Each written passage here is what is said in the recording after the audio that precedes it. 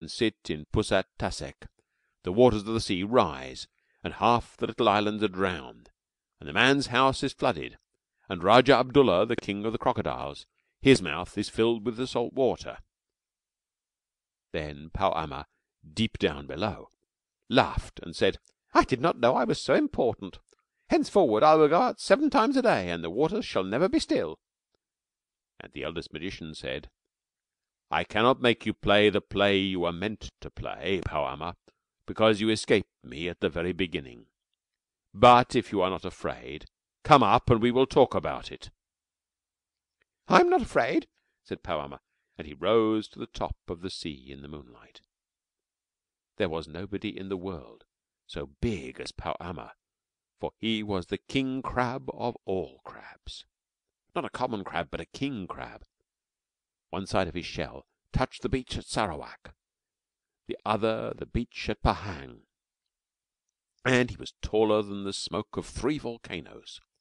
As he rose up through the branches of the wonderful tree, he tore off one of the great twin fruits, the magic double-kernelled nuts that make people young, and the little girl daughter saw it bobbing alongside the canoe, and pulled it in and began to pick out the soft eyes of it with her little golden scissors. "Now," said the magician, "make a magic, Pau Ama, and show that you are really important." Pau Ama rolled his eyes and waved his legs, but he could only stir up the sea, because, though he was a king crab, he was nothing more than a crab. And the eldest magician laughed. "You're not so important after all, Pau Ama," he said. "Now let me try." And he made a magic with his left hand, with just the little finger of his left hand, and lo and behold, best beloved, Pau Ama's hard blue green black shell fell off him as a husk falls off a cocoa nut, and Pau Ama was left all soft, soft as the little crabs you sometimes find on the beach, best beloved. "Indeed you are very important," said the eldest magician. "Shall I ask the man here to cut you with kris? Shall I send for Raja Moyang Kaban, the king of the elephants, to pierce you with his tusks? Or shall I call Raja Abdullah, the king of the crocodiles, to bite you?"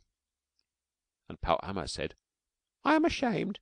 Give me back my hard shell, and let me go back to Pusat Tasek, and I will only stir out once a day and once a night to get my food." And the eldest magician said, "No, Pau Ama, I will not give you back your shell, for you will grow bigger and prouder and stronger, and perhaps you will forget your promise, and you will play with the sea once more." Then Pau Ama said, "What shall I do? I am so big I can only hide in Pusat Tasek, and if I go anywhere else, all soft as I am now, the sharks and the dogfish will eat me. And if I go to Pusat Tasek, all soft as I am now, though I may be safe, I can never stir out to get my food, and so I shall die." Then he waved his legs and lamented. "Listen, Pau Ama," said the eldest magician. "I cannot make you play the play you were meant to play, because you escaped me at the very beginning. But, if you choose, I can make every stone and every hole and every bunch of weed in all the seas a safe Pusat Tasek for you and your children for always." Then Pau Ama said, "That is good, but I do not choose yet. Look, there is that man who talked to you at the very beginning. If he had not taken up your attention, I should not have grown tired of waiting and run away, and all this would never have happened. What will he do for me?"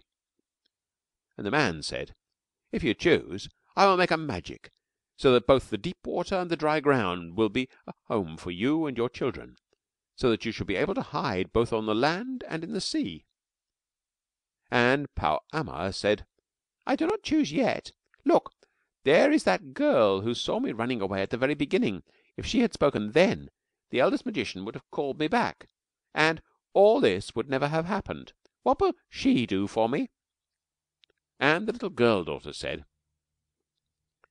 "This is a good nut that I am eating.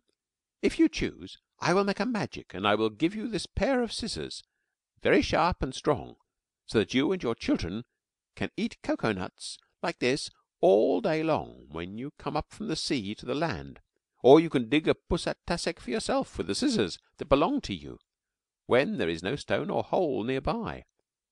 And when the earth is too hard, by the help of these same scissors you can run up a tree."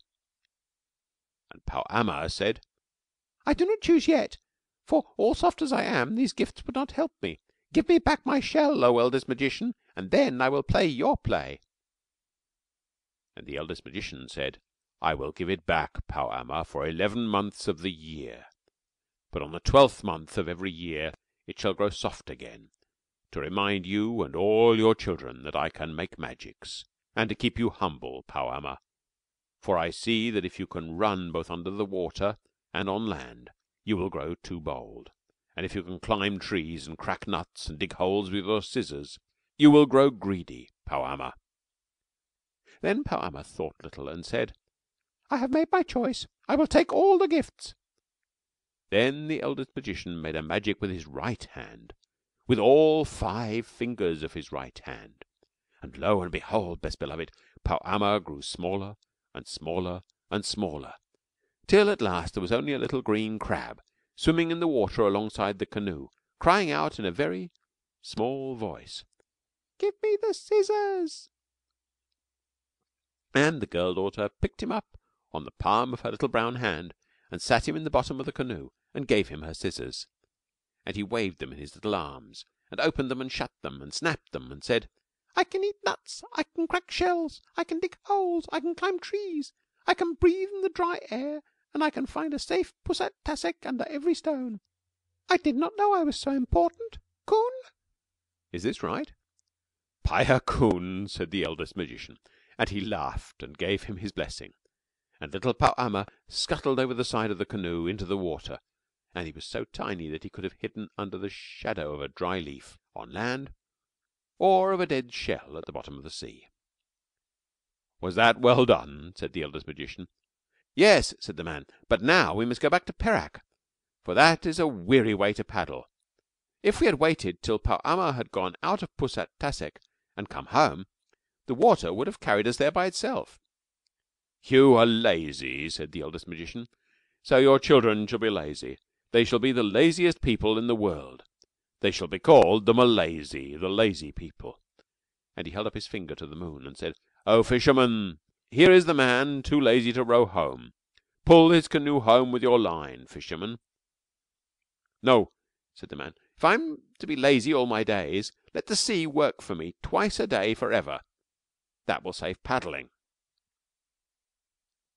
And the eldest magician laughed and said, "Paya Kun, that is right." And the rat of the moon stopped biting the line, and the fisherman let his line down till it touched the sea, and he pulled the whole deep sea along, past the island of Bintang, past Singapore, past Malacca, past Selangor, till the canoe whirled into the mouth of the Perak River again. "Kun," said the fisherman of the moon. "Paya Kun," said the eldest magician. "See now that you pull the sea twice a day and twice a night for ever, so that the Malaysy fisherman may be saved paddling. But be careful not to do it too hard, or I shall make a magic on you as I did to Pau Ama." Then they all went up the Perak River and went to bed, best beloved. Now listen and attend. From that day to this, the moon has always pulled the sea up and down, and made what we call the tides. Sometimes the fisher of the sea pulls a little too hard, and then we get spring tides. And sometimes he pulls a little too softly, and then we get what are called neap tides. But nearly always he's careful, because of the eldest magician. And Pau Ama, you can see when you go to the beach how all Pau Ama's babies make little Pusat-taseks for themselves under every stone and bunch of weed on the sands. And you can see them waving their little scissors. And in some parts of the world they truly live on the dry land and run up the palm trees and eat coconuts, exactly as the girl daughter promised. But once a year all Pau Amas must shake off their hard armor and be soft, to remind them of what the eldest magician could do. So it isn't fair to kill or hunt Pau Ama's babies just because old Pau Ama was stupidly rude a very long time ago. Oh yes, and Pau Ama's babies hate being taken out of their little Pusat-taseks and brought home in pickle bottles.